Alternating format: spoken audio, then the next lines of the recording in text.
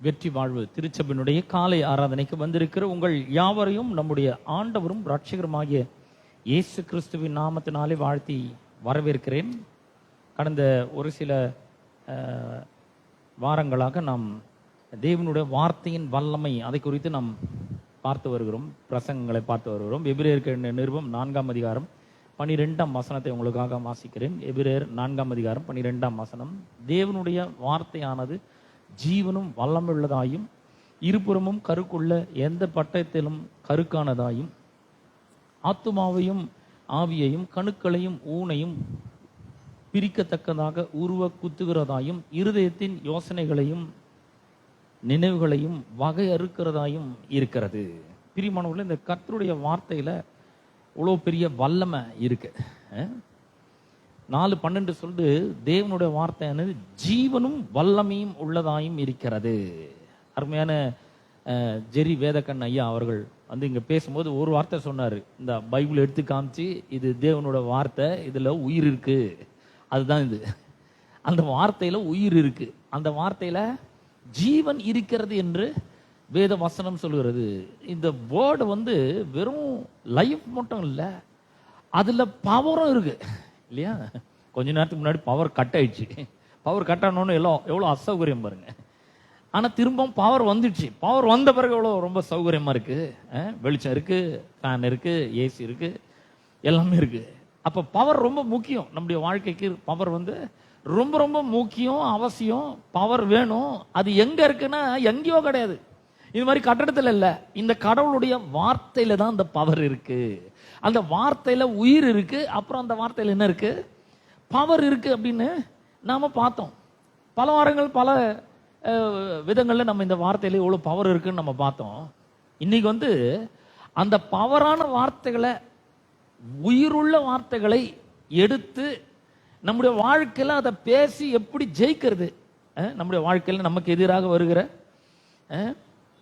எல்லாவற்றையும் எப்படி ஜெயிக்கிறதுன்றதை இன்னைக்கு நம்ம பார்க்க போகிறோம். ஒரு சில வசனங்களை நான் உங்களுக்கு எடுத்துட்டு வந்துக்கிறேன். இந்த வார்த்தைக்கு வந்து லைஃப் இருக்கு, பவர் இருக்குன்னு சொல்லியிருக்கு, உயிர் இருக்கு, அப்புறம் வல்லமையும் இருக்குன்னு சொல்லியிருக்கு. அப்ப இதை வச்சு எப்படி நம்முடைய வாழ்க்கையில மேல வர்றது, இதை வச்சு எப்படி வாழ்க்கையில நம்ம மற்றவர்களை, நமக்கு எதிராக வருகிற எல்லா காரியங்களையும் எப்படி ஜெயிக்கிறது அப்படின்றத இன்றைக்கு நம்ம பார்க்க போகிறோம். நம்முடைய வாழ்க்கையில பார்த்தீங்கன்னா பல நேரங்களில் நம்ம கிறிஸ்தவர்களாக இருக்கிறோம். ஆண்டவராக இயேசு கிறிஸ்துவை ஆண்டவராக ரட்சகராக ஏற்றுக்கொண்டு இருக்கிறோம். அப்புறம் ஞானஸ்நானம் பெற்றிருக்கிறோம், பரிசுத்த ஆவியானுடைய அபிஷேகத்தை பெற்று இருக்கிறோம். அப்புறம் அப்போ கூட பார்த்தீங்கன்னா நம்முடைய வாழ்க்கையில் எப்படி மேலே வர்றது, எப்படி ஜெயிக்கிறது, அல்லது எப்படி கடவுள் நமக்காக அவருடைய குமாரனாகிய இயேசு கிறிஸ்து மூலமாக உண்டு பண்ணி வைத்திருக்கிற சகலவிதமான ஆசீர்வாதங்களையும் நன்மைகளையும் நம்முடைய வாழ்க்கையில் எப்படி பெற்று அனுபவிக்கிறது. வாரம் வாரம் சர்ச்சைக்கு போனால் சொல்கிறாங்க, கடவுள் உங்களுக்காக எல்லாத்தையும் செஞ்சு வச்சுக்கிறாரு, அவருடைய குமாரன் வந்து உங்களுக்காக பாவம் மன்னிப்பு வச்சிருக்கிறாரு, அவருடைய ரத்தத்தினால் நீங்கள் கழுவப்பட்டிருக்கீங்க, அவருடைய பிள்ளையாக்கப்பட்டிருக்கிறீங்க, உங்களுக்காக ஒரு சுதந்திரம் வைக்கப்பட்டிருக்கிறது, எல்லா நன்மையும் அவர் உங்களுக்காக சம்பாதிச்சு வச்சிருக்கிறாரு, சுகத்தை வச்சிருக்கிறாரு, ஆரோக்கியத்தை வச்சிருக்கிறாரு, செழிப்பை வச்சிருக்கிறாரு, ஆசீர்வாதத்தை வச்சிருக்கிறாரு, எல்லாம் சொல்றாங்க. எங்கயா இருக்கு? நான் எங்க எப்படி பெற்று அனுபவிக்கிறது, எப்படி இதெல்லாம் நான் சுதந்திரிக்கிறது, இங்க எங்க இருக்குது? முதல்ல நான் போய் எடுக்கிற மாதிரி இருக்கா? ஏன் என் வாழ்க்கையில வரமாட்டேங்குது? அவர் இவ்வளோ நல்லவர்னு சொல்றீங்களே, கடவுள் ரொம்ப ரொம்ப நல்லவர்னு சொல்றீங்க, அதனால எனக்காக அவரோட குமாரன் அனுப்பி சிலுவையில் மறிக்கும்படி செஞ்சாரு, என்னுடைய தரித்திரத்தெல்லாம் அவர் ஏற்றுக்கொண்டாருங்க, ஆனால் என் வாழ்க்கை தரித்திரத்திலே இருக்குதே அப்படின்னு சொன்னா இது எப்படி வந்து பெற்று அனுபவிக்கிறதுன்றத அவர் சொல்றாரு பாருங்க. அப்ப முதல்ல நாம ஒண்ணு வந்து ரொம்ப நல்லா புரிஞ்சுக்கணும். நாம கிறிஸ்துவ ஆயிட்ட உடனே ஆண்டவராகி இயேசு கிறிஸ்துவை நம்முடைய வாழ்க்கையின் ஆண்டவராக ரட்சகராக ஏற்றுக்கொண்டோம்னா இன்ஸ்டன்டா எல்லாமே அப்படியே மாறிடுறது கிடையாது, தன்னால எதுவும் மாறுறது கிடையாது. நம்ம இந்த கிறிஸ்தவர்கள் ஆவறது வந்து முதல் படி. ஒரு மாடி படிக்கட்டு ஏறி தான் நம்ம இப்போ சர்ச்சுக்குள்ளே வந்திருக்கோம். ஒரு ஸ்டெப் ஏறினோன்னு சர்ச்சுக்குள்ளே வந்துருமா? இல்லை, அது ஃபர்ஸ்ட் ஸ்டெப், அவ்வளோதான். அதுக்கு அடுத்த படிக்கல் என்ன பண்ணணும், நாம ஏறணும். இப்போ ஆயிட்டோம், இப்போ கிறிஸ்தவர்கள் ஆயிருக்கிறதுனால, தேவனுடைய பிள்ளைகள் ஆக்கப்பட்டிருக்கிறதுனால நமக்கு என்னெல்லாம் இருக்குன்றத நம்ம என்ன பண்ணணும், தெரிஞ்சுக்கணும். பாருங்க, ஒரு குடும்பத்தில் ஒரு அப்பா இருக்காரு, ஒரு அம்மா இருக்காங்க, 2 பிள்ளைங்க இருக்காங்க. இப்போ இந்த குடும்பத்தில் வந்து அந்த பிள்ளைகள் இருக்காங்க, அவங்களுக்கு நல்ல சாப்பாடு கிடைக்குது, நல்ல துணிமணி கிடைக்குது, நல்ல கொஞ்சம் சௌகரியமாக கிடைக்குது, நல்ல பெட்டில் தூங்குறாங்க, நல்ல ஏசி இருக்குது, எல்லாமே இருக்குன்னு வச்சுக்கோங்க.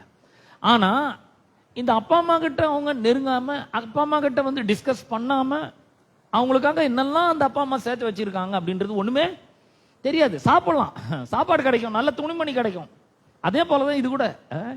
இதெல்லாம் வேணும்னு அவர் உங்களுக்கு வேண்டியவர்கள் என்று பரமபிதா என்ன பண்ணிக்கிறாரு, அறிஞ்சிருக்கிறாரு. ஆனா சுதந்திரம் என்ன வைக்கப்பட்டிருக்குது, சுதந்திரம் என்ன வைக்கப்பட்டிருக்குதுன்னு சொன்னா, இந்த அப்பா எங்கேயாவது ஒரு இடத்துல என்ன பண்ணிருப்பாரு, ஒரு இடத்த வாங்கி போட்டிருப்பாரு. அப்புறம் வேற ஏதாவது ஒரு ஊர்ல ஒரு நிலத்தை வாங்கி போட்டிருப்பாரு. இன்னொரு ஒரு ஊர்ல ஒரு வீட்டை வாங்கி போட்டிருப்பாரு. அவரு இருக்கிற வீடு சொந்த வீடா இருக்கும். இதெல்லாம் யாருக்கு போகும்? அவருக்கு பின்னாடி யார் இதை அனுபவிக்க போறாங்கன்னு சொன்னா, அவர் என்ன பண்றாரு, ஒரு உயில் எழுதுறாரு. நான் வந்து இதை என்னுடைய சொந்த மனதோட நான் எழுதுறேன். இது வந்து யாரும் என்னை வந்து கட்டாயப்படுத்தல. இப்ப இந்த உயிலை நான் எழுதுறேன்.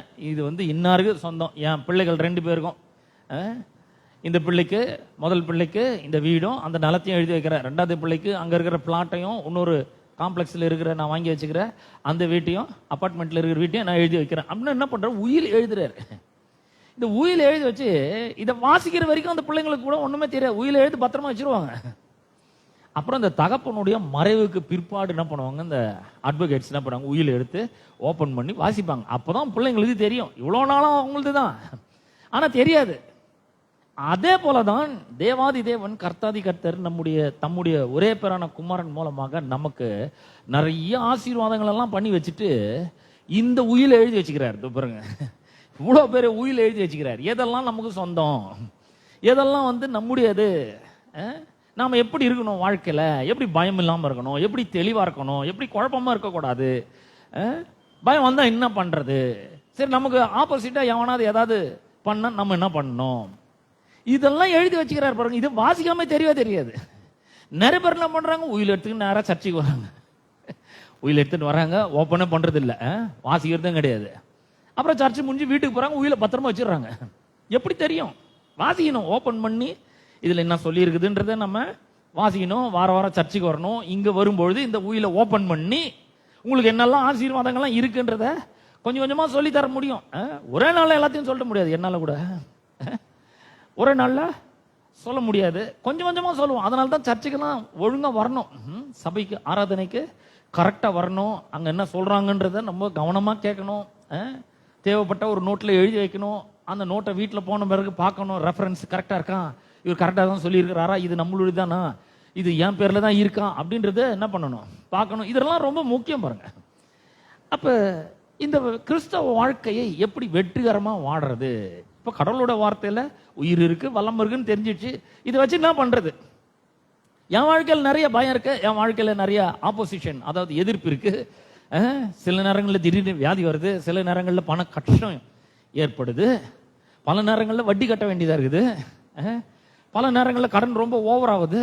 என்ன பண்றது? நான் இதுல இருந்தெல்லாம் எப்படி விடுதலை ஆகிறது? இதை வச்சு நான் என்ன பண்றது? இப்போ இதை வச்சு என்ன பண்றதுன்றத இன்னைக்கு நான் சொல்லி கொடுக்க போறேன். ஆகவே இதை வந்து நீங்க ரொம்ப கவனமாக நீங்கள் இதை கவனிக்க வேண்டும் என்று விரும்புகிறேன். இப்போ நம்ம விசுவாசிக்கிறோம். என்ன விசுவாசிக்கிறோம்? ஆமாங்க, கடவுள்னு ஒருத்தர் இருக்காரு, அதை நான் வந்து என்ன பண்றேன், விசுவாசிக்கிறேன், அதை நம்புறேன். வெறும் நம்பினா மட்டும் போதாதுங்க. வெறும் நம்பினா மட்டும் போதாது. அவர் வந்து நமக்கு அந்த மாதிரி நம்புறது வந்து யாக்கோபு சொல்றாரு, தேவன் ஒருவர் உண்டு என்று விசுவாசிக்கிற, அது நல்லதுதான். ஆனா பிசாசுகள் கூட அப்படி என்ன பண்ணுதான், விசுவாசித்து நடுங்கிறது என்று வேதம் சொல்லுகிறது. எபிரேயர் நிருபம் 2ஆம் அதிகாரம் 2ஆம் அதிகாரத்தில் நாம வாசிக்கிறோம் இல்லையா? யாக்கோபு 2ஆம் அதிகாரம் 19ஆம் வசனத்தில் நாம் அதை வாசிக்கிறோம். தேவன் ஒருவர் உண்டென்று விசுவாசிக்கிறார், நல்லதுதான். ஆனா பிசாசுகளும் விசுவாசி, கடவுள் ஒருத்தர் இருக்கிறாருன்னு விசுவாசிக்குது, நடுங்குது. அதுல ஒன்றும் பெரிய ஒரு இது கிடையாது. அப்ப இன்னும் அதிகமாக நாம சில விஷயங்களை விசுவாசிக்கிறவர்களாக இருக்க வேண்டும். அப்ப என்ன பண்ணணும்னா, இந்த வார்த்தைகளை, இந்த உயிருள்ள வார்த்தைகளை, வல்லமை நிறைந்த வார்த்தைகளை எடுத்து விசுவாசத்தோடு நாம பேசுகிறவர்களாக இருக்க வேண்டும். இந்த வார்த்தைகளை எடுத்து இயேசுவின் நாமத்திலே நமக்கு கொடுக்கப்பட்டிருக்கிற அதிகாரத்தோடு பேசுகிறவர்களாக இருக்க வேண்டும். நாம அப்படி பேசும்பொழுது எப்படி சும்மா அதை வந்து கையில வச்சுன்னு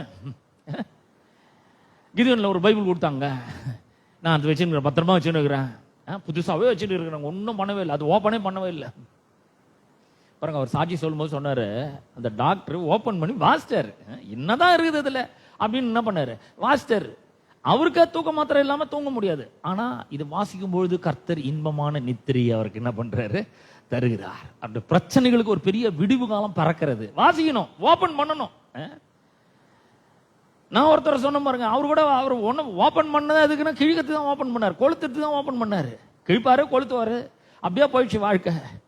எல்லாம் எழுந்து நடு ரோட்டில் நிற்கும் போது யாரோட போன் நம்பரும் இல்லை, ஒன்றும் இல்லை, யாரையும் தொடர்பு கொள்ள முடியாது, திருப்பி போறதுக்கு பஸ் பேரும் கிடையாது, ஒன்றும் கிடையாது. அந்த மாதிரி நிர்கதியா நிற்கும் பொழுது அவர் கையில கரெக்டா கடவுள் என்ன பண்றாரு, என்னத்தை வந்து கிழிச்சு கொளுத்துனாரோ அதை கொண்டு வந்து கையிலேயே கொடுக்குறாரு. வேத புஸ்தகம் சொல்லுகிறது, ஆகாது என்று தள்ளப்பட்ட கல்லுதான் மூளைக்கு தலைக்கல்லாயிட்டான். எனக்கு வானான்னு சொன்னார். அதனாலதான் பிழைப்பே, அதனாலதான் வாழ்வே.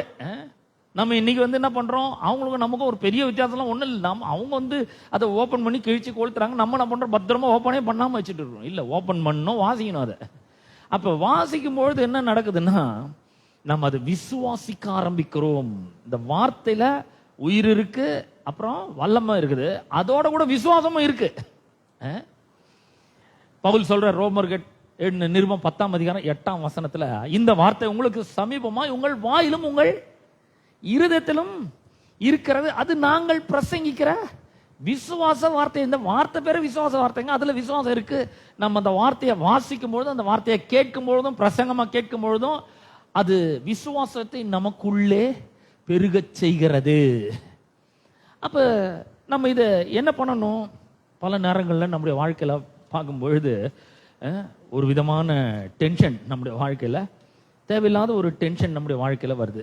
அதை பார்க்குறோம். நம்ம பல நேரங்களில் வந்து திடீர்னு ஒரு கெட்ட கனவு நமக்கு வர ஆரம்பிக்கிறது. அதுக்கப்புறம் பார்த்தீங்கன்னா பிள்ளைகள் வந்து தேவையில்லாம கோவப்படுவாங்க, அது நடக்குது நம்முடைய வாழ்க்கையில. இப்படி பல காரியங்கள் நடக்கிறது நம்முடைய வாழ்க்கையில நாம பார்க்கிறோம். பல நேரங்களில் நம்முடைய பிள்ளைகள் அடிமைத்தனத்தில் வாழ்றாங்க. முன்ன வந்து மோசமான அடிமைத்தனம்லாம் இருந்தது, இப்போ வந்து பார்த்தீங்கன்னா மீடியா அடிக்ஷன் ஒன்று இருக்குது. அது வந்து நம்முடைய பிள்ளைகள் பார்த்தீங்கன்னா ரொம்ப மோசமான நிலைமையில நேரத்தை வேற எதுலையுமே செலவு பண்ணாம அந்த அடிக்ஷனுக்குள்ள போறாங்க. சில நேரங்களில் கெட்ட கனவுகள், சில நேரங்களில் திடீர் சுகவீனம், திடீர்னு பலவீனம் ஒன்று வருகிறது, சடன் இல்னஸ் வருது, அப்புறம் ஒரு மனசோர் வருது. என்னதான் வாழ்க்கை இது, காலையில எழுஞ்சிக்கிறோம், வேலைக்கு போகிறோம், திருப்பி சாயங்காலம் வரும், சாயங்காலம் வந்த உடனே சாப்பிட்டு அப்படியே படுத்துக்கிறோம், இந்த டிவி பார்த்துட்டு படுத்துக்கிறோம் கொஞ்சம், திரும்ப மறுநாள் காலையில் எழுந்துச்சு அதே வேலைக்கு போகணும், அதே வேலையை செய்யணும். மாதம் பூரா வேலை செஞ்சோம்னா நமக்கு வருமானம் வருது, அதுவும் வருது, ஒன்றும் பத்த மாட்டேங்க, என்ன வாழ்க்கை அப்படின்ற மாதிரி ஒரு விரக்தி வருது, ஒரு மனசோர்வு வருது. இப்படிப்பட்ட காரியங்கள் வரும்பொழுது இவைகள்லாம் தற்செயலாக நடக்கிறது கிடையாது. These are not accidental issues. இது வந்து சும்மா தற்செயலா, சும்மா வாழ்க்கை போற போக்கில் இதெல்லாம் நடக்குது. ஆமாங்க, எல்லாருக்கும் வருது, பக்கத்து வீட்டுக்காருக்கு வருது வியாதி, எனக்கும் வருது, சுகர் வருது, பக்கத்து வீட்டுக்காரனுக்கு ஏதோ ஒரு பெரிய வியாதி, கேன்சர் மாதிரி வருது, அதனால எனக்கும், எல்லாருக்கும் வருது அதனால எனக்கும் வருது அப்படின்னு சொல்லக்கூடாது. அவங்க வேற, நம்ம வேற. நாம் தேவனுடைய பிள்ளைகளா இருக்கிறோம். பரிசுத்த ஆவியானவர் நம்முடைய உள்ளங்களில் ஊற்றப்பட்டு இருக்கிறார். பரிசுத்த ஆவியானவருடைய அபிஷேகத்தை பெற்றுக்கிறோம். கர்த்தருடைய வார்த்தை நமக்கு இருக்கிறது, அதுல பவர் இருக்கு, அதுல உயிர் இருக்கு, அதுல விசுவாசம் இருக்கு. கடவுளை நமக்குள்ள வந்து வாசம் பண்றார். நானும் நீங்களும் பாத்தீங்கன்னா தேவனுடைய ஆலயமா இருக்கிறோம். பவுல் கேட்கிறாரு, உங்களுடைய சரீரமானது நீங்கள் தேவனால பெற்றும் உங்களில் தங்கியும் இருக்கிற பரிசுத்த ஆவியானுடைய ஆலயமா இருக்கிறது என்றும் நீங்கள் உங்களோட அல்லவென்றும் அறியீர்களா, உங்களுக்கு தெரியாதா அப்படின்னு கேட்கிறாரு. நான் வந்து சாதாரணமான ஆளு, நீங்க சாதாரணமான ஆளு கிடையாது. எல்லாருக்கும் வருதுன்னா உங்களுக்கும் வரணும்னு அவசியம் கிடையாது. நான் என்ன சொல்ல வரேன்னா, திடீர் பலவீனம், மனசோர்வு, அப்புறம் திடீர்னு வந்து ஒரு சுகவீனம், அப்புறம் கெட்ட கெட்ட கனவுகள், இது செத்து போயிடுற மாதிரி பேசுறது, கனவு காண்றது, அப்புறம் செத்தவங்களோட பேசுற மாதிரி கனவு காண்றது, இது மாதிரிலாம் ரொம்ப பயந்து நடுங்கி எங்கேயோ தனிமையில விடப்பட்ட மாதிரி இந்த மாதிரிலாம் வந்து கனவு, அப்புறம் விவரிக்க முடியாத ஒரு பயம் எப்பவுமே வாழ்க்கையில. அது என்னன்னு ஒரு சொல்லவே முடியலங்க, இன்னமும் ஒரு பயம் இருக்கு. என்னன்னே சொல்ல முடியல, ஒரே சோகமா இருக்குங்க, எனக்கு சந்தோஷமாவே இருக்க முடியல அப்படின்றீங்களா? இதெல்லாம் வந்து தற்செயலாக நடக்கிற காரியங்கள் இல்லை. இவை எல்லாமே சத்ருவனுடைய ஒரு வேலையாய் இருக்கிறது, பிசாசினுடைய வேலையாய் இருக்கிறது. நாம் என்ன பண்ண வேண்டும்? இதை எதிர்க்கிறவர்களாக இருக்க வேண்டும். நாம் என்ன பண்ணணும்? இதை வந்து அப்படியே டீல் விடக்கூடாது, இதை டீல் பண்ணணும் நம்ம. அப்ப நான் உங்களுக்கு சொல்றேன், இந்த முழு உலகத்திலையும் நல்ல கவனிங்க, இந்த முழு அண்ட சராசரத்திலையும் தேவனுடைய வார்த்தையை போல வல்லமை நிறைந்த காரியம் ஒண்ணுமே கிடையாது. இந்த உலகத்தை உண்டு பண்ணும்பொழுது ஒரு வாய்ஸ் கேட்டது பாருங்க, ஒரு சத்தம் கேட்டுச்சு இல்லையா? வெளிச்சம் உண்டாக கடவுது அப்படின்னு சொன்னாரு. அந்த வார்த்தை தான் மாம்சமாகி உங்களுக்குள்ள எனக்குள்ளும் கிருபையினாலும் சத்தியத்தினால் நிறைந்தவராய் வாசம் பண்றாரு. அதுக்கும் அந்த சத்தத்துக்கும் இப்ப நம்ம போடுற சத்தத்துக்கும் எந்த வித்தியாசமும் கிடையாதுங்க. சிவந்த சமுத்திரத்தை ரெண்டா பிளக்கும் போது ஒரு சத்தம் கேட்டுச்சுல, இஸ்ரவேல் ஜனங்கள் போறதுக்கு வழி விட்டு நின்னுச்சு. அப்புறம் மரித்தவர்கள் எல்லாம் உயிரோடு கூட எழுப்பிச்சு பாருங்க, வாலிபனே எழுந்துரு, அப்புறம் சிறு பெண்ணே எழுந்துரு, அப்புறம் லாசருவே வெளியே வா, போன வாரம் பார்த்தோம் தபித்தாலே எழுந்துரு, இதெல்லாம் சொன்னாங்க பாருங்க. மரித்தோரை உயிரோடு எழுப்பினது பாத்தீங்களா ஒரு சத்தம். அதே வாய்ஸ், அதே வேர்டு, அதே பவர் இன்னைக்கு நமக்குள்ள இருக்கிறது. இன்னைக்கு அது உயிர் உள்ளதாகவும் வல்லமுள்ளதாகவும் இருக்கிறது.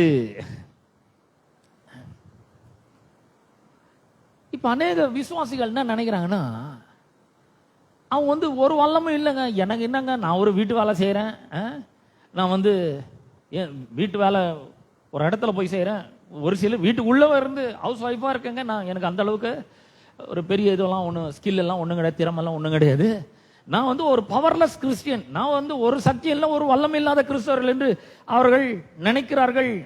ஆகவேதான் அவர்கள் தோல்வி அடைந்தவர்களாக வாழ்க்கை வாழ்ந்து கொண்டு இருக்கிறார்கள். அவர்களுடைய பயம் அவர்களை அமிழ்த்து கொண்டிருக்கிறது. அவர்கள் பார்த்தீங்களா கவலைப்பட்டு கலங்கி கொண்டு இருக்கிறார்கள். அது மட்டும் அல்ல, தொடர்ச்சியாக திரும்ப திரும்ப திரும்ப ஒரே பாவத்தில் அடிபட்டு உழன்று கொண்டு இருக்கிறார்கள். பிசாசு அவர்களை ஒடுக்கி கொண்டு இருக்கிறான்.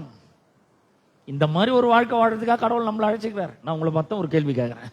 எப்ப பார்த்தாலும் ஏதாவது ஒரு வியாதி, எப்ப பார்த்தாலும் குடும்பத்தில் சண்டை, எப்ப பார்த்தாலும் ஏதாவது ஒரு பொருளாதார பிரச்சனை, எப்ப பார்த்தாலும் கடன், எதுவுமே பணமே இல்லை, இந்த மாதிரி ஒரு வாழ்க்கை வாழ்றதுக்காக நம்மளை அழைச்சிக்கிறார். எப்பவுமே கவலை தோய்ந்த முகம், சிரிப்பே கிடையாது.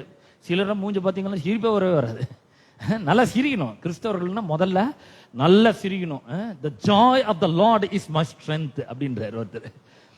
கர்த்தருக்குள் சந்தோஷமா இருப்பதுதான் என்னது நம்முடைய ஸ்ட்ரென்த், நம்முடைய பலன். அதுதான். நல்லா சிரிக்கணும், கொஞ்சம் உம்முன்னு இருக்கக்கூடாது, நல்லா சிரிக்கணும்.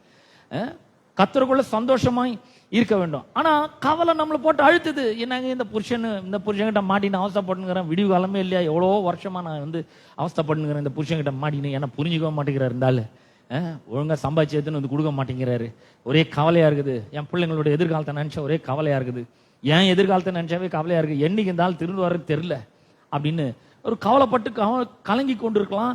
பயம் உங்களை, ஒரு விதமான பயம் உங்களை அழுத்தி கொண்டிருக்கலாம். இதெல்லாம் என்ன எதுக்காக அப்படின்னு சொன்னா, பிசாசு உங்களை அமைதியா இருக்கணும்னு விரும்புறான். நீங்க வாயை திறக்கூடாது. வாயை திறந்து அவன் ஓடணும்னு அவனுக்கு தெரியும். அதனால உங்களை எப்படி முடிஞ்ச அளவுக்கு அமைதியா வைக்கிறான். Silent Christians கேள்விப்பட்டுக்கிறீங்களா?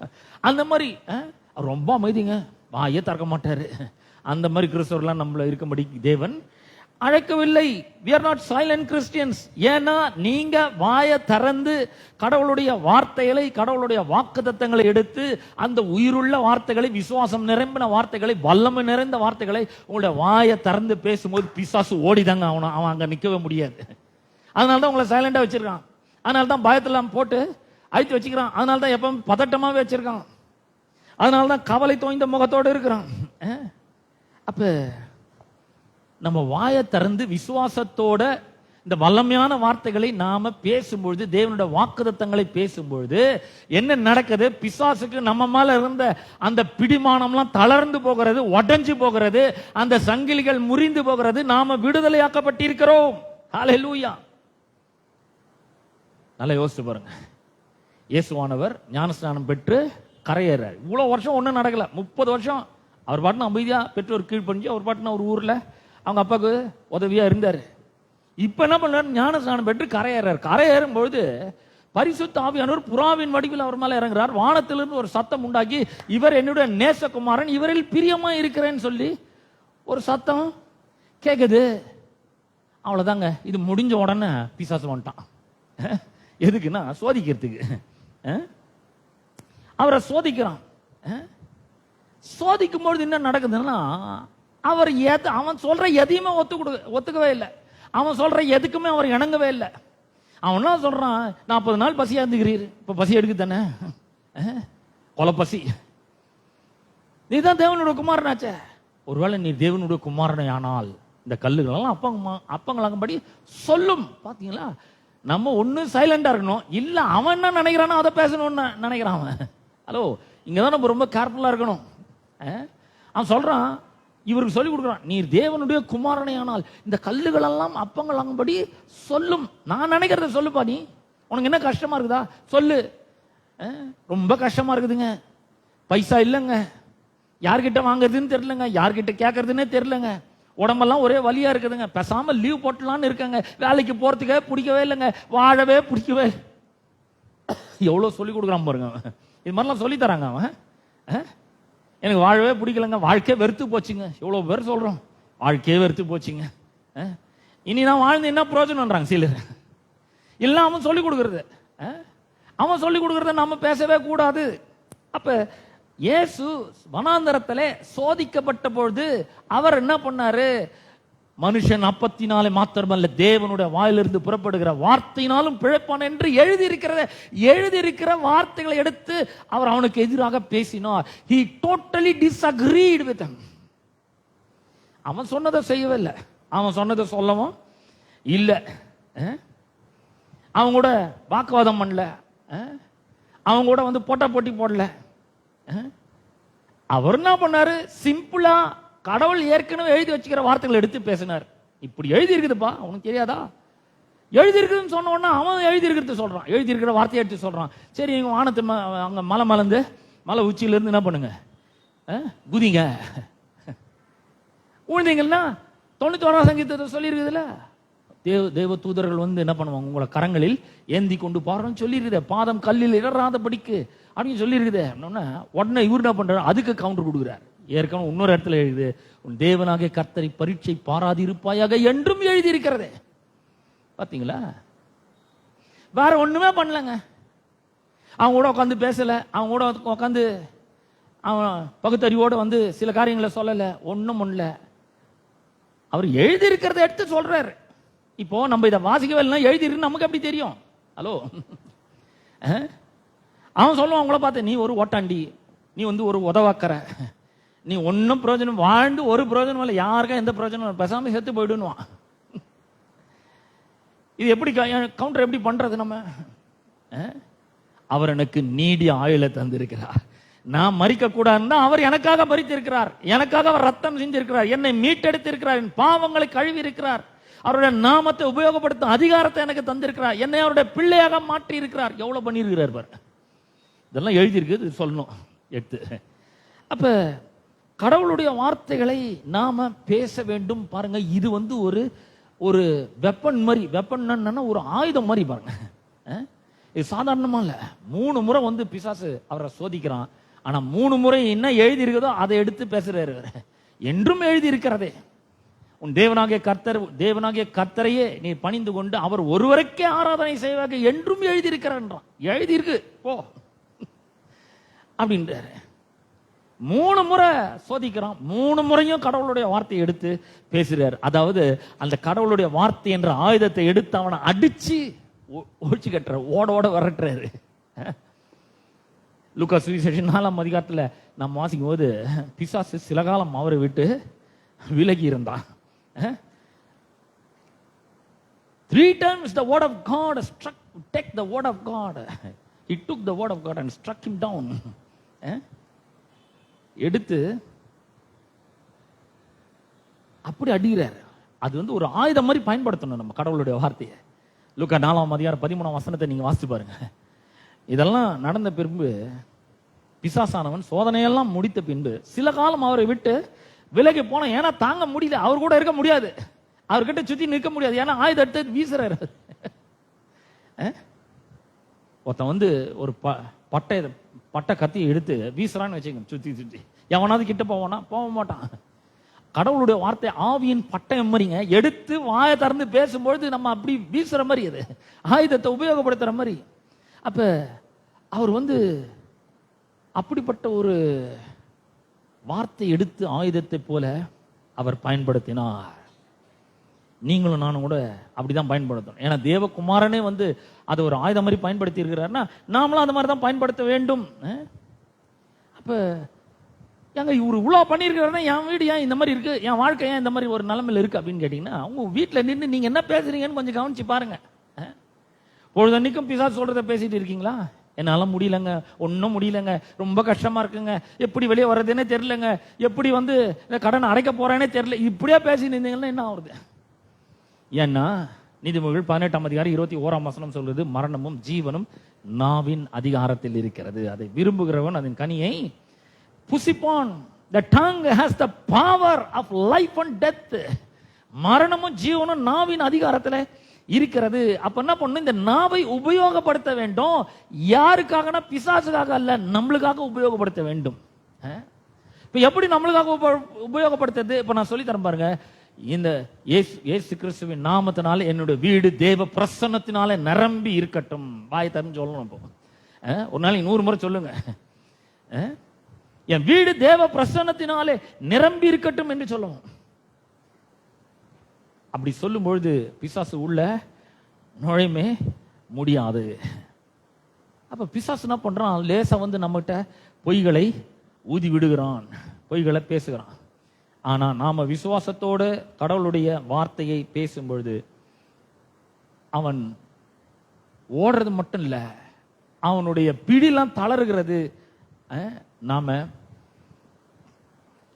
விடுதலையாக்கப்படுகிறோம். அது மட்டும் இல்ல, நாம பேசும்பொழுது பரலோகமே நம்ம பேக்கப் பண்ணுது, நம்ம பின்னாடி பரலோகமே நிக்குது.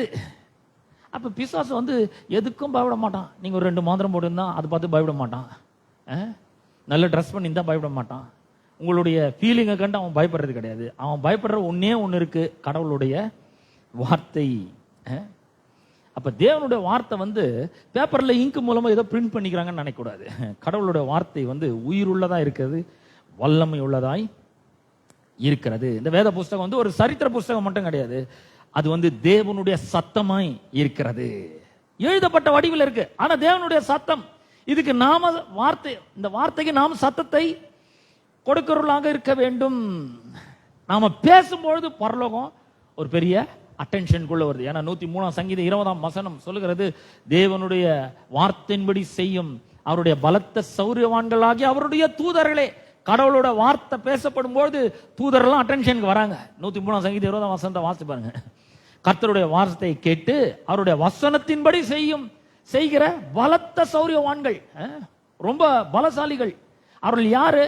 கர்த்தருடைய வார்த்தையை கேட்கிறாங்க, அதன்படி செய்கிறார்கள். இப்ப நாம வசனத்தை பேசும்பொழுது அந்த பரலோகமே அட்டென்ஷனுக்கு வருதுங்க. நமக்கு உதவி செய்யும்படியாக அவர்கள் எழும்பி நிற்கிறார்கள்.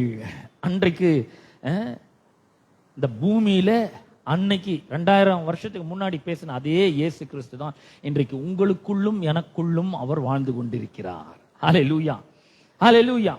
அப்ப பிசாசு கடவுளுடைய வார்த்தைக்கு மட்டும்தான் பயப்படுறான் அப்படின்னு சொன்னா, ஏன் வந்து நிறைய கிறிஸ்தவர்கள் வந்து அதை பேசாம சைலண்டா இருக்காங்க, ஏன் அமைதியா இருக்காங்க?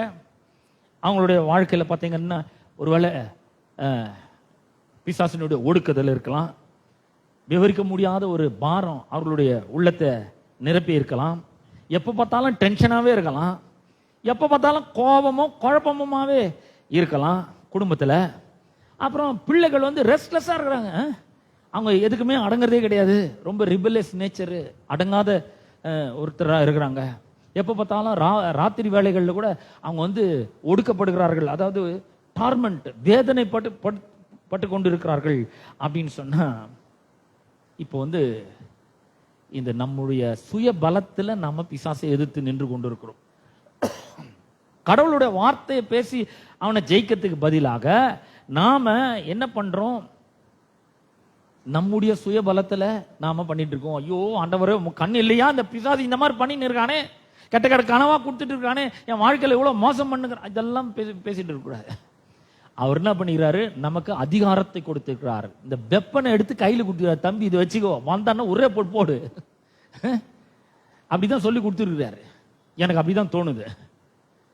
சரி, என்னென்னலாம் வசனங்கள்? முதல்ல ஒரு வசனத்தை நான் வாசிக்க போறேன். யாக்கோபு 4ஆம் அதிகாரம் 7ஆம் வசனத்தை முதல்ல நான் உங்களுக்கு வாசிக்கிறேன். யாக்கோபு நிருபம் 4ஆம் அதிகாரம் 7ஆம் வசனம். தேவனுக்கு கீழ்ப்படிந்திருங்கள், பிசாசுக்கு எதிர்த்து நில்லுங்கள், அப்பொழுது அவன் உங்களை விட்டு ஓடி போவான். நல்ல கவனிங்க, பிசாச பெரிய ஆளான்னு நினைக்கவே கூடாது. நம்ம கர்த்தர் சொல்ற தேவனுக்கு கீழ்ப்படிந்திருங்கள், பிசாசுக்கு எதிர்த்து நில்லுங்கள், அப்பொழுது என்ன பண்ணுவான், அவன் உங்களை விட்டு ஓடி போவான்னு சொல்கிறாரு. அப்ப அவனை ஓட ஓட வரட்டுற வேலையில நம்ம ஈடுபடணும். அதுக்கு வேண்டிய வெப்பனை ஆண்டவர் என்ன பண்ணிக்கிறாரு, இந்த யாக்கோபு 4:7 எடுத்து நம்ம கையில கொடுத்துக்கிறாரு. ஒரு ஸ்வாட் மாதிரி, அது ஒரு பெரிய பட்டயம் மாதிரி. பிசாசு வரான், நைட் மேர்ஸ் வருது, கெட்ட கனவுகள் வருது, டிப்ரெஷன் வருது, மனசோர்வு வருது, குழப்பம் வருது, குடும்பம் எப்பவுமே டென்ஷனாவே இருக்குது, கன்ஃபியூஷன்ல இருக்கு, குழப்பமா இருக்கு அப்படின்னும் போது இந்த வாளை எடுக்கணும். நல்லா யாக்கோபு 4:7 தேவனுக்கு கீழ்ப்படிந்திருங்கள், பிசாசுக்கு என்ன பண்ணணும், எதிர்த்து நில்லுங்கள். எதிர்த்து நில்லுங்கள் அப்படின்றது வந்து ஒரு மிலிட்டரி வேர்டு. அது சும்மா சாதாரணமான வார்த்தை கிடையாது. எதிர்த்து நில்லுங்கள்னா என்ன அப்படின்னு சொன்னா, ஃபோர்ஸ்ஃபுல்லி புஷ் பேக், வலுக்கட்டாயமா பிடிச்சி பின்னாடி தள்ளுறது. Resist the devil and he will flee from you. அவன் உங்களை விட்டு தலை தெறிக்க ஓடுவான். அப்படிதான் வந்துருக்கணும், அது தலை தெறிக்க ஓடுவான்னு வந்திருக்கணும். அப்ப இது வந்து நம்மளை வந்து உற்சாகப்படுத்துறதுக்காக ஆண்டவர் இந்த வசனத்தை இங்க வச்சு இல்ல, இது வந்து பரலோகம் நமக்கு கொடுத்து இருக்கிற ஒரு கட்டளையா இருக்கிறது. தேவனுக்கு கீழ்ப்படிந்திருங்கள் அப்படின்னா, கீழ்ப்படிஞ்சா கீழ்ப்படலாம், இல்லைன்னு இல்ல கீழ்ப்படிஞ்சாகணும். தேவனுக்கு கீழ்ப்படுகிறவர்களாக இருக்க வேண்டும். கீழ்ப்படுகிறதுனா என்ன அப்படின்னா, சப்மிட், சரண்டர். அவருக்கு நாம் என்ன பண்ணணும், நம்முடைய வாழ்க்கையை அர்ப்பணித்து இருக்க வேண்டும். நம்முடைய வாழ்க்கையை என்ன பண்ண வேண்டும், அவருக்கு சமர்ப்பிக்க வேண்டும். அவருக்கு கீழ்ப்படிஞ்சிருக்கணும். அவருடைய சித்தத்தை செய்கிறவர்களாக நாம் இருக்க வேண்டும். அதுதான் வந்து கீழ்ப்படிந்து இருக்கிறதுன்னு அதுதான் அர்த்தம். அவருடைய சித்தத்தை நம்முடைய வாழ்க்கையில் அறிந்து கொண்டு அதற்கேற்றபடி நாம் செய்கிறவர்களாக இருக்க வேண்டும். தேவனுக்கு கீழ்ப்படிந்திருங்கள். அவர் என்ன சொல்லியிருக்காருன்னு பார்த்தா அதுக்கு கீழ்ப்படணும். அவர் நம்மளை என்ன சொல்லியிருக்கிறார், அப்பா நீ என்னுடைய பிள்ளைப்பா, உனக்காக நான் வந்து நிறைய சேர்த்து வச்சிருக்கிறேன். எங்க சொல்லிக்கிறாரு, ரோமர் 8ஆம் அதிகாரம் 16-17 15 16 17 அவர் சொல்லிக்கிறாரு, நீ என் கூட உடன் சுதந்திரரா இருக்கிற, பயப்படாத, உனக்கு ஒண்ணு இல்லைன்னு நினைச்சுக்காத, நான் இருக்கேன் உனக்கு, நான் தான் உனக்கு மிகப்பெரிய ஒரு சொத்தா இருக்கிறேன், நீ பயப்படாத, நானே இருக்கிறேன்னா எல்லாமே உனக்கு வந்தாச்சு. அப்ப அவர் நம்ம கூட இருக்கிறார், நமக்குள்ள இருக்கிறாரு, நாமும் அவரும் ஒன்றாய் இருக்கிறோம். அப்ப இது வந்து பரலோகத்திலிருந்து வருகிற ஒரு கட்டளையா இருக்குது. அது மட்டும் இல்ல, நாம கீழ்ப்படியும் போது பிசாசு என்ன பண்றான், தலை தெறிக்க ஓடுகிறான். பிசாசை பார்த்து நாம பயந்து இருக்க வேண்டிய அவசியம் இல்லை. எத்தனை பேர் அல்லேலூயா சொல்றீங்க? பிசாசை பார்த்து நம்ம பயப்பட வேண்டியது இல்லைங்க, அவன் நம்மளை பார்த்து தலை தெறிக்க ஓடக்கூடியவன். இதுல இருந்து நமக்கு ஒண்ணு நல்லா தெரியுது, அவன் தோற்கடிக்கப்பட்டவனா இருக்கிறான். சிலர் வந்து என்ன பண்றாங்க, ஆண்டவரே விடுதலை தாரும், விடுதலை தாரும் ஆண்டவர். அவர் ஏற்கனவே விடுதலை கொடுத்திருக்கிறாரு. அவர் அவனுடைய எல்லா விதமான பொய்களிலிருந்து உங்களை விடுதலை ஆக்கி இருக்கிறாரு. அவனுடைய எல்லா வஞ்சகத்திலிருந்து உங்களை விடுதலை ஆக்கி இருக்கிறாரு. ஆண்டவரே விடுதலை தாரும் கேட்க கூடாது.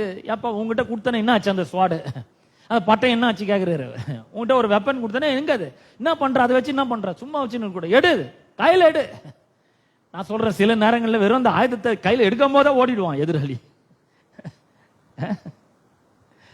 ஒண்ணு மனதை கையில எடுத்தா ஓ நம்மளோட பெரிய ஆள்பா, நம்ம வெறும் கையா இருக்கிறோம், இவன் நம்ம நிராத பாணியா இருக்கிறோம், இவன் ஒரு ஸ்வாட் வச்சிருக்கான், பட்டம் வச்சிருக்கான்ப்பா, இவங்கிட்ட நம்ம போவே கூடாதுன்னு அவனுக்கு தெரிஞ்சிடும். பட்டத்தை என்ன பண்ணணும், எடுக்கணும். எப்படி எடுக்கிறது, நான் தேவனுக்கு கீழ்ப்படுகிறேன், பிசாசை நான் உனக்கு எதிர்த்து நிற்கிறேன், என்னையும் என்ற வாழ்க்கை விட்டு வெளியே போ என்று நான் உனக்கு சொல்லுகிறேன். புடிச்சு பின்னாடி தள்ளணும் அவனை.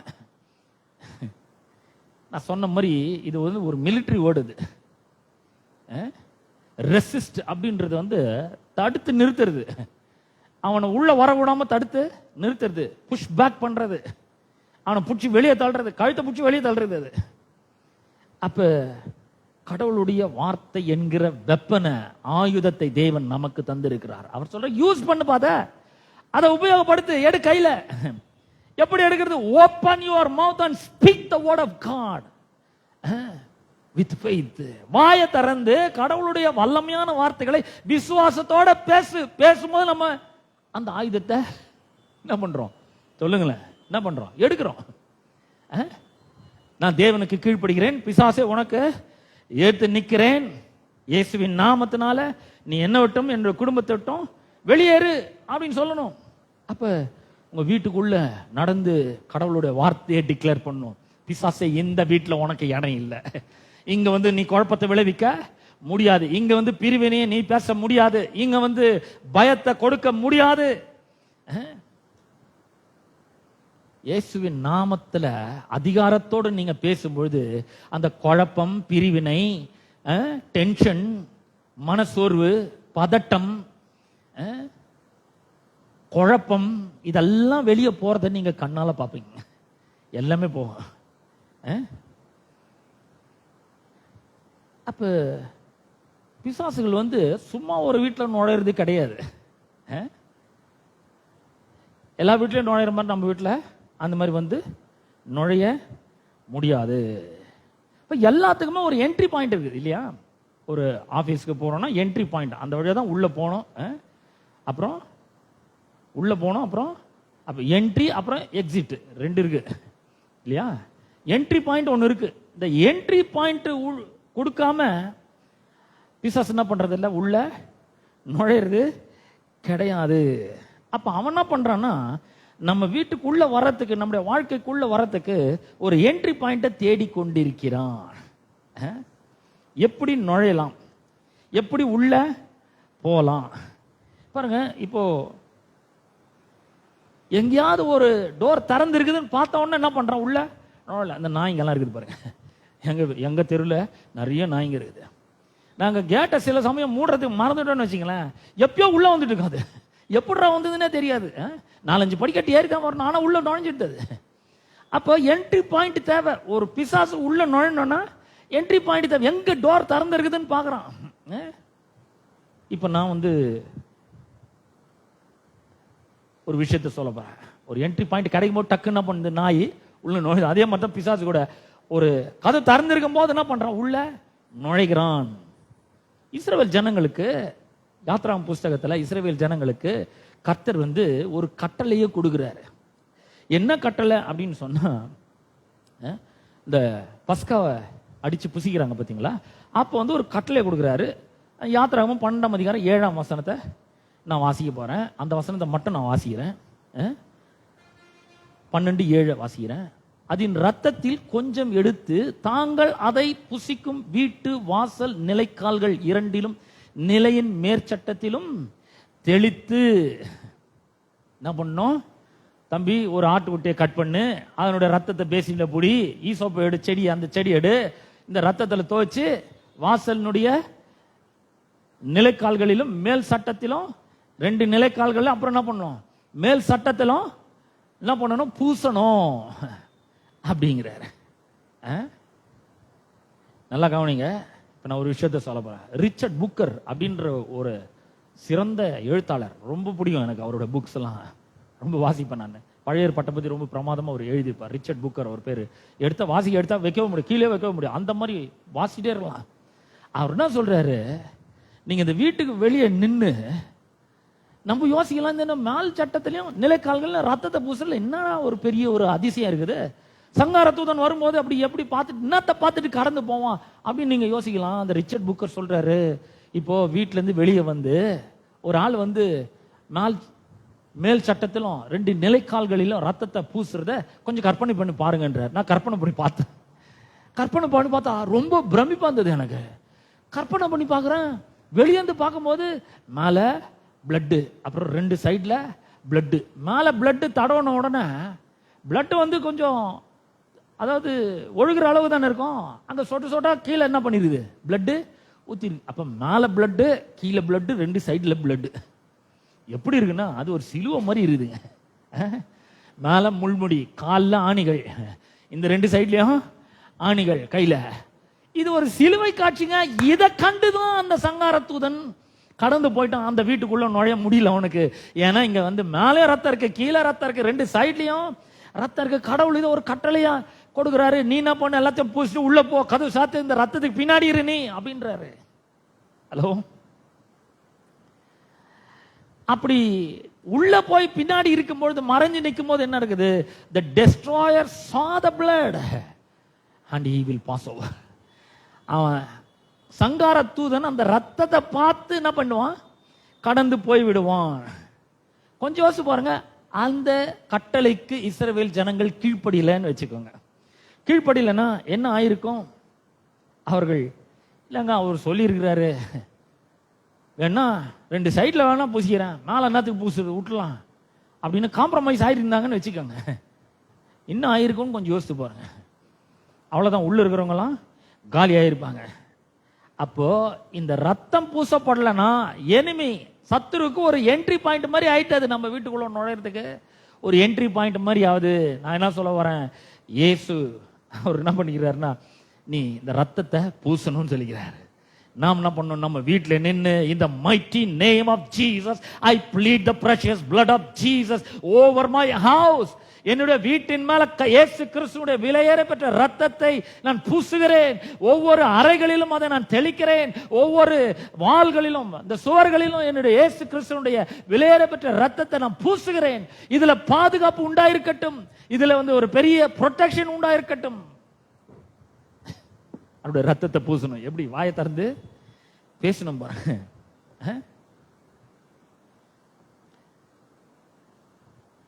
பூசலன்னு வச்சுக்கோங்க, அது ஒரு பெரிய ஓப்பன் இன்விடேஷன் மாதிரி பிசாசுக்கு. அப்ப நாம் என்ன பண்ணணும்? இந்த இயேசு கிறிஸ்துவுடைய விலையேற பெற்ற ரத்தத்தை விசுவாசத்தினாலே நாம் பூசுகிறவர்களாக இருக்க வேண்டும். ஒவ்வொரு அறைகளிலும் இயேசு கிறிஸ்துவுடைய விலையேற பெற்ற ரத்தத்தை தெளிக்கிறேன். என் வீட்டின் மேல இயேசு கிறிஸ்துவுடைய ரத்தத்தை ப்ளீட் பண்றேன். இந்த மைட்டி நேம் ஆஃப் ஜீசஸ், இயேசுவின் நாமத்தை சொல்லணும். உள்ள இருக்கிறாருங்க அவரு, அவர் உள்ளதா இருக்கிறாரு. நாம என்ன பண்ணணும்? விசுவாசத்தோடு இதை பேசுகிறவர்களாக நாம் இருக்க வேண்டும். நம்முடைய வீட்டின் மேல ரத்த அடையாளத்தை போட வேண்டும். நம்முடைய வீட்டின் மேற்சட்டம், நிலைக்கால்கள் நம்முடைய இருதயத்தில் பூசப்பட வேண்டும். ரத்தம் பூசப்பட வேண்டும். பாருங்க, ரத்தம் பூசும் பொழுது சங்கார தூதன் என்ன பண்ண முடியாது? அங்க நிற்கவும் முடியாது, உள்ள என்ட்ரி ஆகவே முடியாது. உள்ள என்ட்ரி ஆக முடியாது அவனால வேற எதுவும் செய்யவும் முடியாது. இன்னொரு வசனத்தை வாசிக்கிறேன். 2 தீமோத்தேயு 1ஆம் அதிகாரம் 7ஆம் வசனத்தை வாசிக்கிறேன். 2 தீமோத்தேயு 1:7. தேவன் நமக்கு பயமுள்ள ஆவியை கொடாமல் பலமும் அன்பும் தெளிந்த புத்தியும் உள்ள ஆவியையே தந்திருக்கிறார். நல்லா கவனிங்க. பயம் அது ஒரு உணர்வு கிடையாது. ஒரே பயமா இருக்குன்னு சொல்றமே. Fear is not an emotion. பயம் ஒரு உணர்வு கிடையாது.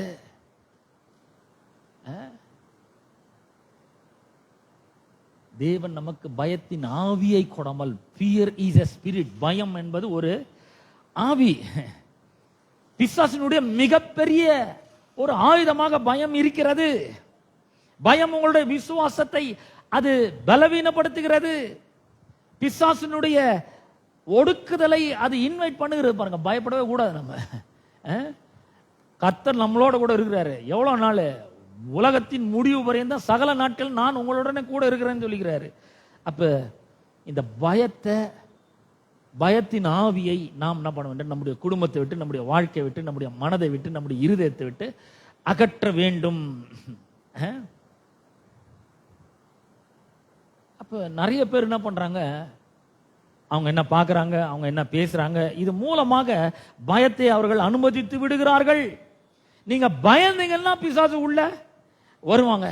யோபு ஞாபகம் இருக்கா? நான் பயந்த காரியம் எனக்கு நேரிட்டது, நான் மிகவும் அஞ்சினது எனக்கு நடந்தது. யோபு 3:25 அவன் சொல்றான் பாருங்க. பயப்பட்டா அங்க பிசாசுக்கு ஒரு ஓபன் டோர் வந்ததுதாங்க. பயப்படவே கூடாது. பயம் வரும்போது என்னங்க பண்றது? கர்த்தர் என்னோட கூட இருக்கிறார், கர்த்தர் என் பட்சத்தில் இருக்கிறார், நான் பயப்பட மாட்டேன். மனுஷன் எனக்கு என்ன செய்வான்? அந்த பிசாசு எனக்கு என்ன செய்ய முடியும்? எவனும் ஒன்றும் பண்ணவே முடியாது. அப்ப பாருங்க, நீங்க இந்த பிசாசுக்கு, சத்துருக்கு இந்த டோரை க்ளோஸ் பண்ணுங்க.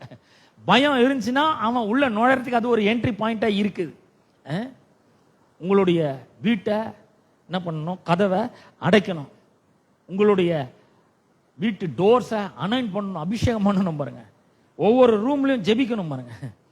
கடவுளுடைய வார்த்தையை பேச வேண்டும். எவ்வளவு நாளைக்கு இந்த இருளின் அதிகாரம் உங்களை விட்டு விலகிற வரைக்கும், உங்களை வீட்டை விட்டு வெளியேற வரைக்கும்? என்னைக்காவது யோசிச்சிருக்கீங்களா, ஏன் என் வீடு எப்ப பார்த்தாலும் ஒரே பதட்டமா இருக்குது, அம்மா என்ன சொல்லுவாங்களோ, எப்படி பேசுவாங்களோ, இப்ப நான் இதை சொல்லாமா வேணாமா, சொன்னா அம்மா கோச்சிப்பாங்களா, என்னமோ, அப்பா என்ன கத்துவாரோ இல்லையோ, பிள்ளைங்க எப்ப பார்த்தாலும் டென்ஷனாவே பேசுறீங்களே, அதுக்கிட்ட ஒரு வார்த்தை கூட நல்ல அன்பா பேசவே முடியல. சில வீடுங்கள்ல அன்பான வார்த்தையா போச்சு.